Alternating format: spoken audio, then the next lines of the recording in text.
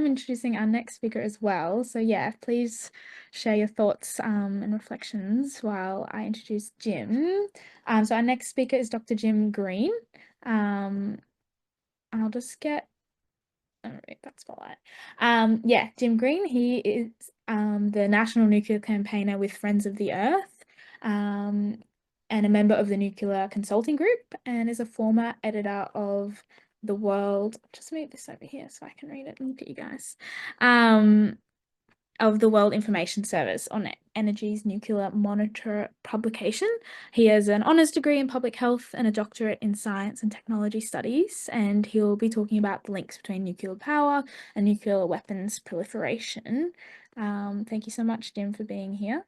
I'll get Sam to spotlight Jim so we can see his face, and I'll hand over.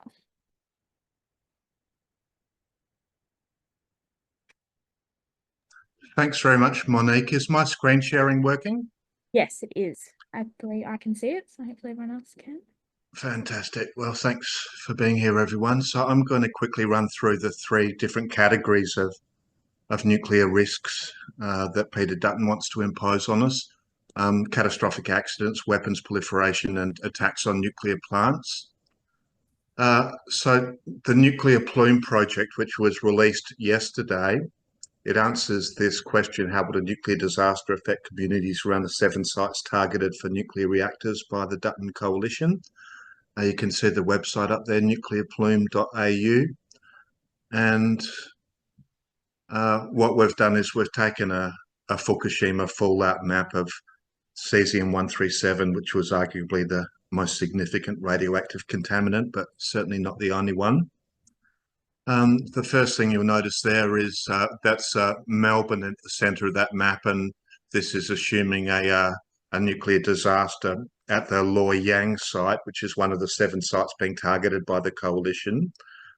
So obviously, nuclear radiation can spread over vast distances. When you're talking about the most far-flung distances, which receive some radioactive fallout, the doses were low, the risks were low, but the risks are never zero. And of course, when we start to zoom in, as we do in this next map, to an 80-kilometre radius, there's a couple of points to note here. First is that after the Fukushima disaster, the US government recommended all US citizens within 80 kilometres to evacuate. And also the Federal Parliamentary Research Library put out some research last year showing that 12,000 farms exist within a 30k radius, an 80k radius of these 7 sites. And a joint ministerial statement from the federal government and the agriculture ministers of the 7 mainland states and territories noted that in similar countries such as the US, states have detailed plans to manage radioactive emergencies from reactors within a similar radius of farmland. So we're going to zoom in just a little bit further again to a 30k radius. After the Fukushima and Chernobyl disasters, evacuation zones extended beyond 30k's. But for our project, we use a 30k radius. And after Fukushima, there were 191,000 people evacuated. And after Chernobyl, it was 350,000. So we've assumed a 30k evacuation zone, and we've found that nearly 200,000 people live at these within 30k's of the 7 proposed reactor sites combined. So if we scroll down to the Queensland sites, it's over 21,000 within 30k's of the Tarong site, and nearly 8,000 near the Collide site. Also, there are 33 hospitals and medical centres across these 7 sites within 30k's, 99 schools, 62 daycare centres. Just a few comments on the economics of nuclear disasters. The first one is, well, the costs are astronomical. For Chernobyl and Fukushima, they're basically trillion-dollar disasters. And if that were to happen in Australia, it would equate to $40,000 for every Australian citizen. Reactor suppliers will not accept liability for the damage caused by their reactors. It's one of the really huge problems of the nuclear industry, and no one's even trying to resolve it. On the contrary, they're moving in the other direction. Housing prices have been shown to fall due to proximity to nuclear plants. And of course, property prices are drastically affected by disasters. And policies for many of Australia's major insurers contain specific text excluding coverage for nuclear disasters. So they won't insure homes, cars, or possessions against a nuclear accident or release. Onto the second set of risks: nuclear power and weapons proliferation. 5 of the 10 countries that produce nuclear weapons did so under cover of a peaceful nuclear program. Australia pursued nuclear power as a stepping stone to nuclear weapons, and that's a really fascinating story, but I don't have time to go into it. If you want to read about it, look up the Jervis Bay Nuclear Power Project, because that was the height of this interest in using power as a stepping stone to weapons. And there's been an incredible turnaround in industry rhetoric since 2017. They used to deny the connections between nuclear power and weapons, but now they acknowledge and celebrate those connections, and they argue that the nuclear power industry needs even more taxpayer subsidies so it can play this role of supporting weapons programs. Al Gore summed it up very neatly some years ago. He said, for 8 years in the White House, every weapons proliferation problem we dealt with was connected to a civilian reactor program. So now I'm going to move on to another set of risks. Attacks on nuclear plants. There have been quite a number of examples of nation states attacking nuclear plants using conventional weaponry. 1981, Israel destroyed a research reactor in Iraq because they feared it was going to be used for weapons production. 10 years later, the US destroyed the same nuclear site for the same reason. But quite a bunch of other examples. But by far the most important is the one that's unfolding as we speak, which is in Ukraine, where multiple nuclear sites have been struck by conventional military weaponry since the war began in 2 years and 1 month ago. That includes nuclear power reactors. We had the seizure of the Zaporizhia site and the seizure of the closed Chernobyl site, but also nuclear waste stores and dumps have been hit, and nuclear research centres and so on. So we're not just talking about hypothetical risks here. In relation to Russia, the International Atomic Energy said in a 2023 report that every one of their 7 indispensable pillars for ensuring nuclear safety and security in an armed conflict have been breached. I won't read all those 7 categories, but you can check out that report yourself. And probably arguably the most disturbing thing is that the Zaporizhia nuclear power plant, which is the biggest in Ukraine and the biggest in Europe, has repeatedly lost off-site power. And when that happens, you're relying on emergency generators for the power to cool the reactor. But they've repeatedly lost off-site power, and they've put themselves significantly closer to a situation where nuclear meltdowns could happen and nuclear disasters such as Fukushima. This issue of security has been addressed just recently by a group called Australian Security Leaders Climate Group, and they warned that the plan to build reactors would leave Australia vulnerable to missile warfare and sabotage. And retired Admiral Chris Barry, the former chief of the Australian Defence Force, said, every nuclear power facility is a potential dirty bomb because rupture of containment facilities can cause devastating damage. Modern warfare is increasingly focused on missiles and uncrewed aerial systems, and with the proposed power stations all located within 100 kilometres of the coast, they are a clear and accessible target. And another member of the Australian Security Leaders Climate Group is Cheryl Durant, a former DoD director, and she said in the Ukraine-Russia war, both sides are given strategic priority to targeting their opponents' energy systems, and Australia would be no different. So these nuclear facilities would necessitate expensive and complex missile defence systems, as well as allocated cyber and counterintelligence resources, making our security challenge more complex and more expensive. So I'll leave it there with that brief overview of three sets of problems: nuclear accidents, weapons proliferation, and security risks. There's lots more information on those issues and many others at those three websites. If anyone wants to email me, you're very welcome to. If you want a copy of this PowerPoint, just send me an email and I'll send it to you. And I will hand it back to you, Monique and Margie. Amazing. Thank you so much, Jim. I'd love to open it up if folks have any questions. I'll make sure I can see your faces.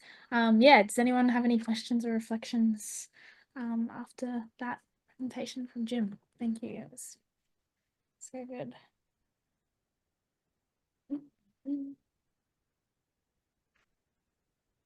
Go ahead, Margie. Yeah, look, Jim, I have, I cannot see anything that makes sense in this whole picture, except this idea that the nuclear industry needs a waste dump to continue the nuclear industry, and that Australia has been named as that waste dump for 40 years. And just interested in your comments on that, because I think once we understand the role of Australia in the nuclear industry's waste dump trajectory, which is a 30 or 40-year trajectory, everything else seems to make more sense to me. It all sort of goes, oh, they need an Australian product to make an Australian waste dump. And so I'm just interested in your comments on that. Well, that's one of the things that's going on. It would be helpful for the nuclear industry worldwide if they could dump their waste in Australia, and that would help them to build new reactors and get public approval and so on. But there's a whole lot of other agendas going on as well, and just narrowly in terms of Australian energy policy, we've got the coalition just love coal and gas, and they hate renewables. And, this is seen as a bit of a deflection. The centrepiece of Dutton's energy plan, and probably the only part that really gets any traction, is that they can and they will expand and prolong the use of fossil fuels, and they can and they will thwart the growth of renewables and EVs and batteries and so on. There's also the weapons agenda. Historically, Australia's one and only serious push for weapons was definitely underpinned by a weapons agenda. The Prime Minister of the day was John Gorton, and he later acknowledged quite bluntly that there was a weapons agenda. But, we can speculate about whether there's a weapons agenda now. I think probably not, but that doesn't mean there won't be a weapons agenda 5 or 10 years down the track. And even if there's no agenda, expanding our nuclear industry brings us closer to a weapons capability, whether we like it or not. And neighbours and adversaries will take close note of that. But I will stop there.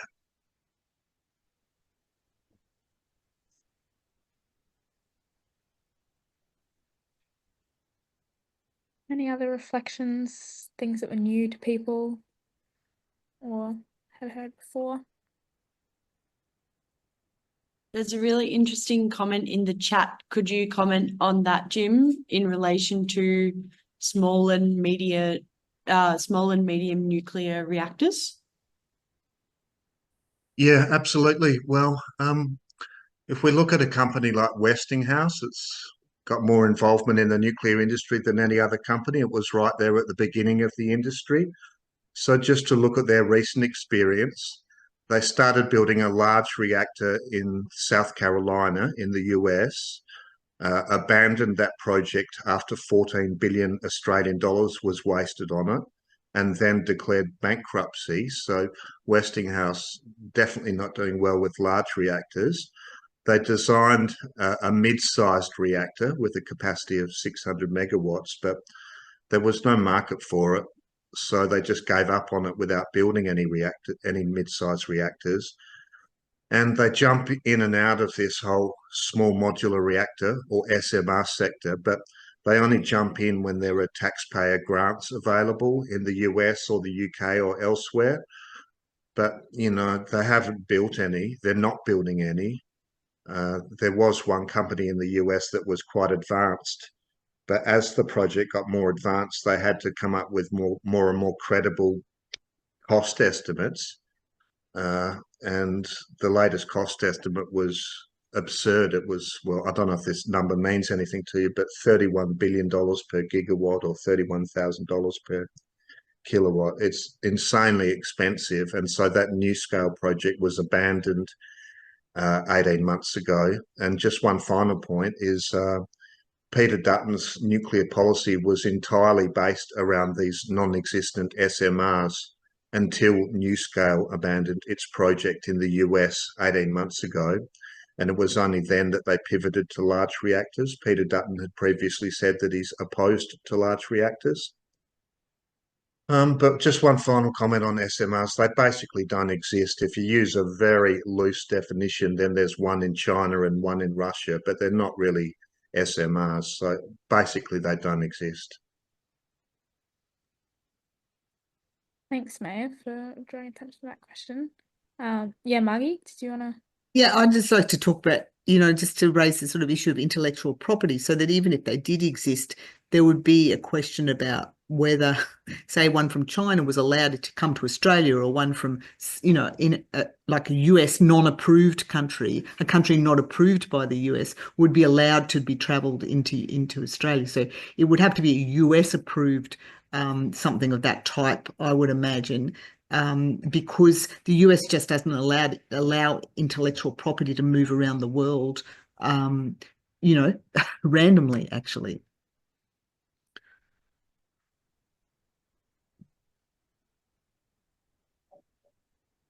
Anyway, yeah. Yeah, is there any other last questions? I saw Simon's comment in the chat, I guess talking about the cost of like early technology costing more and then it going down. Do you have any comment, Jim, on that versus renewables? Well, first to give the numbers, in the US, the UK and France, the reactors they're building in those three countries, the cost range is $27 to $46 billion per reactor. Those cost estimates are roughly 10 times higher than the early cost estimates. But with respect to first-of-a-kind reactors and Simon's point that they would become cheaper over time, well, in some countries that has happened, but in other countries, and the US and the France are clear examples, nuclear power has become more expensive, not less expensive. It has a negative learning curve. And unfortunately for the proponents of nuclear power, these spectacular cost escalations have happened at the same time that the costs of renewables have plummeted. So solar PV is about 1/10 the cost of what it was 10 to 15 years ago. Wind power is down 70%. The cost of batteries is coming down sharply. So it's basically priced itself out of the market. And, at the end of the day, we just look at what's happening around the world. Last year, there was 4 gigawatts of new nuclear power compared to 666 gigawatts of new renewable energy capacity. So that's a ratio of 155 to 1. And even in China, which is the only country with a significant nuclear power expansion program, the ratio of renewables to nuclear capacity additions last year was 100 to 1.